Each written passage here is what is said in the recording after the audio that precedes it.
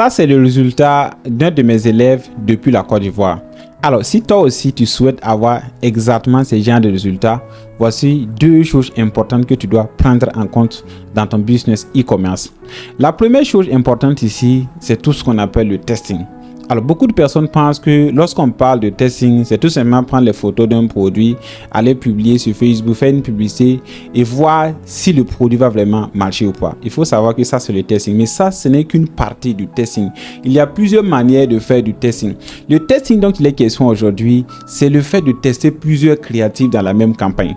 Alors, tu peux utiliser des visuels, tu peux utiliser des vidéos, tu peux utiliser des affiches, tu peux utiliser des photos. L'objectif ici, c'est de pouvoir donner exactement plusieurs créatifs à l'algorithme de Facebook afin que l'algorithme puisse nous donner exactement de bons résultats en fonction de la créative la plus pertinente.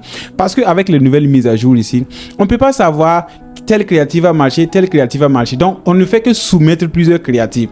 Et c'est à l'algorithme maintenant de travailler de telle sorte à nous donner de très bons résultats en fonction de la créative la plus pertinente. Donc, si toi aussi tu souhaites avoir de bons résultats, dans tes différentes campagnes-là, il faut essayer d'intégrer plusieurs créatifs, des visuels, des vidéos, des affiches, des photos. Et tu vas voir que par la suite, tu auras facilement de très bons résultats. La deuxième chose importante ici, c'est tout ce qu'on appelle l'angle marketing. Pour ceux qui ne savent pas, l'angle marketing aujourd'hui, c'est la manière de proposer ton produit, c'est la manière de présenter ton produit, c'est la manière de faire voir ton produit. La plupart des gens aujourd'hui qui font de e-commerce, lorsqu'ils veulent faire leur créatif, en fait, ils sont exactement dans un seul angle.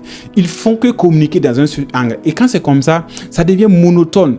En fait, ça crée ce qu'on appelle la fatigue publicitaire. C'est pas du tout intéressant.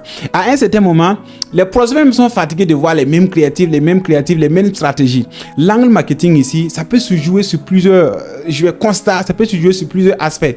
Ça veut dire, c'est la manière de présenter ton produit. C'est-à-dire, il ne faut pas cibler uniquement qu'un seul angle. Il ne faut pas cibler uniquement qu'une seule cible, utiliser qu'une seule stratégie. Alors, prenons le cas de quelqu'un qui vend des produits minceurs. Si moi aujourd'hui je vendais des produits minceurs, je ne vais pas juste venir présenter des vidéos, présenter des photos. C'est-à-dire, je vais communiquer avec stratégie. Je vais faire d'abord une première créative où je vais parler exactement à ces hommes-là qui ont des gros ventres et qui souffrent. Deuxièmement, je vais faire une créative où je vais parler exactement à ces femmes-là qui ont du gros ventre et qui souffrent. Troisièmement, je peux faire une vidéo à ces personnes-là qui sont vraiment mal à l'aise parce qu'ils n'arrivent plus à bien s'habiller, ils ne sont plus bien à l'aise parce qu'ils ont un gros ventre. Est-ce que vous voyez? Ça veut dire ça, ce sont des angles marketing différents que j'utilise.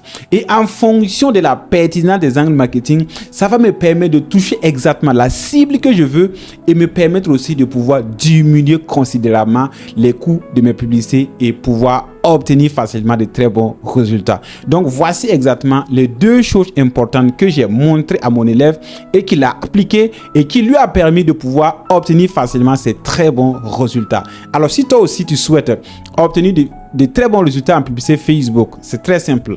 Il faut d'abord t'abonner sur la page, liker la vidéo, la partager, mets-la aussi en favori pour pouvoir regarder après et écrire en commentaire créative. Il faut juste écrire en commentaire créative.